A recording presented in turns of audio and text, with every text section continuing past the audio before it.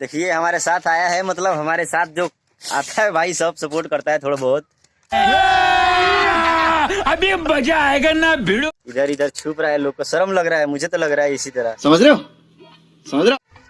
हई देखा भाई हमारे एगो हई सबसे नमूना पार्टनर एगो चला के दान देखा तड़ा खैनी खा के चिकन खा के, मतलब इतना बेकार कर ले बा कि का कही। साले का खोपड़ी तोड़ साले का। अच्छा संदीप भाई बोलिए कुछ। हम क्या बोले? भोजपुरी में बोला, भोजपुरी में ना बोले के बाटे। पुष्पराज झुकेगा नहीं साला। तो झुके के नहीं है तो फिर कथी करेगा बा? एगो डायलॉग मारा, बैठे में हग लेगा।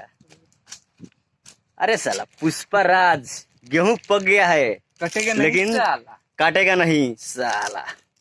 पुष्पा के डायलॉग है भाई इतना कि फेमस, इतना हार्ड हो गया बा कि बिहार के तो छोड़ा बात, पूरा ऑल इंडिया में फेमस, बहुत ज्यादा फेमस।